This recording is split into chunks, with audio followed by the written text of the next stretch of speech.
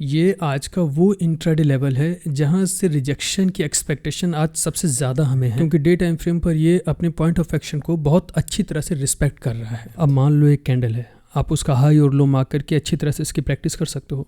उसके अंदर बहुत सारी कैंडल्स बनी है। कंडीशन ये है कि रेंज के बाहर कैंडल्स नहीं आनी चाहिए और वॉल्यूम्स के कंटिन्यू ब्रेकआउट होने चाहिए।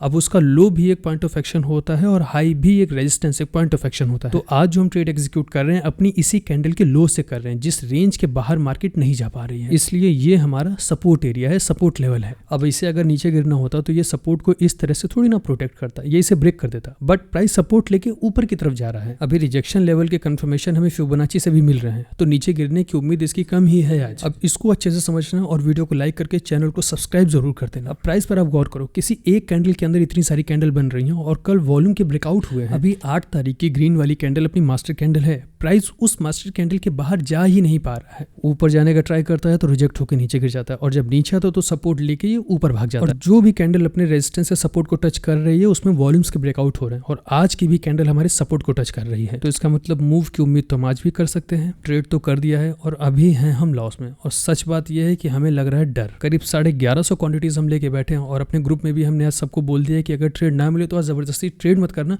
क्योंकि एसएल हंटिंग का ही दिन है आज। बहुत सारे लोगों का आज लॉस होने वाला है। काफी देर वेट करने के बाद आज तो करीब हमको लग रहा है 12 बजे के आसपास हमको एंट्री मिली है। प्राइस कंफर्मेशन नहीं दे रहा था और हम वेट कर रहे थे किसी एक बड़ी, एक हैवी रेड कैंडल का। तो अब जाके उस तरह की कैंडल बनी जैसे हम चाहते थे, तो उसी रेड कैंडल के नीचे अपना स्टॉप लॉस लगा के और अभी हम इसको होल्ड कर। तो अब देखो क्या होता है। उम्मीद पे तो दुनिया कायम है, तो ट्रेड हम क्यों ना मारें।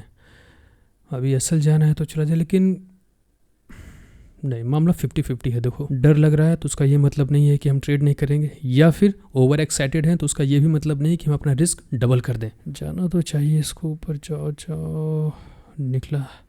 चलो, एक कैंडल तो बनी। कैश मार्केट की ये खास बात होती है, यहाँ चाहे तो हम एक क्वांटिटी भी ट्रेड कर सकते हैं और चाहे तो 1000 क्वांटिटी भी ट्रेड कर लेंगे। ट्रेड करने का तरीका भी पता है, दोनों में सेम है। एक क्वांटिटी में अगर अपना स्टॉप लॉस बचा लेगा तो 500 क्वांटिटी या 1000 क्वांटिटी में भी अगर आप ट्रेड एग्जीक्यूट करोगे ना तो उसका भी स्टॉप लॉस बचा ले जाओगे। तो ज़रूरी ये नहीं है कि क्वांटिटी कितनी तुम्हारे पास, ज़रूरी ये है कि जितनी भी क्वांटिटीज हैं क्या स्टॉप लॉस प्रोटेक्ट कर पा रहे हो। इस छोटी सी बात का भी अगर ध्यान रख लिया तो बड़ा लॉस तो नहीं करोगे फिलहाल मार्केट के अंदर। ये टारगेट नहीं दे रहा, मार्केट होने वाली है क्लोज, क्योंकि 2:45 हो चुका है लगभग। टारगेट मिल जाता तो थोड़ा सा मोटा प्रॉफिट अपने हाथ में होता।